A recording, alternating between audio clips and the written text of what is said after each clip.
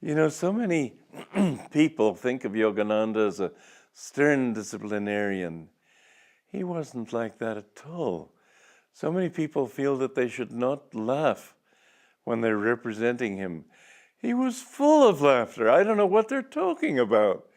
He had the most delightful sense of humor. Sometimes I'd almost be rolling in the aisles, you might say, with that. And yet he was always in control. And if he didn't feel like laughing, you couldn't make him laugh. He was very dignified. He saw the absurdity of life and reveled in it. But at the same time, he had this lack of ego. When I looked into his eyes, I never saw ego there. I never saw a sense of self-consciousness. There was never any personal reaction. If he had to scold me, and he did scold me sometimes, I would see in his eyes this regret that he had to talk like that, because he was so full of love. He used to say that I only like to discipline with love.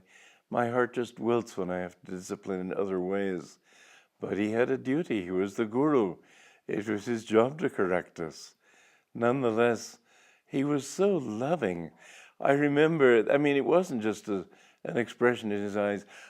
I had laser surgery on my eyes, so now I see clearly at a distance, but then I was very nearsighted, so that I couldn't tell the expressions on a person's face across the room. And I remember one time at the desert when I left the room and I looked back to say goodbye, and there was a power of love flowing from his eyes that made me just feel like weeping. In fact, I did weep. He was so tender and at the same time so wise, and he always lifted our minds and our hearts to the highest in us. Somebody in Australia once asked me, he said, I don't believe in God. What can you say about God that will impress me? And I said, well, why don't you think of God as the highest potential you can imagine for yourself? Well, Yogananda held out that potential to us. He told me when I'd only been with him a year, to grow a beard. He never let anybody else grow a beard. But he, for some reason, wanted me to. I think probably because he wanted me to teach and lecture in his name. And I looked very young for my age. At any rate, one time somebody thought, well, because I had a beard, I must look like Jesus Christ. So they wanted me to be at a Masonic installation of officers or whatever they had and play the part of Jesus at Gethsemane. I didn't have any words to utter. I was just sort of to sit there and look tragic, I guess.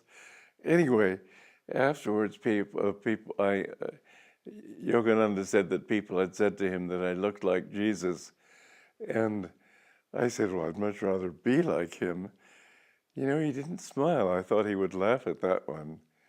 He said, that will come. In other words, he always held up and very, very clearly before our minds our own highest potential. He saw us all as enlightened souls, even though we weren't. He saw our potential as children of God, and he addressed that always. He never descended from that level. He never became familiar in the sense of ordinary human egos. I never could get over the feeling, even when he was laughing, that I was in the presence of God himself.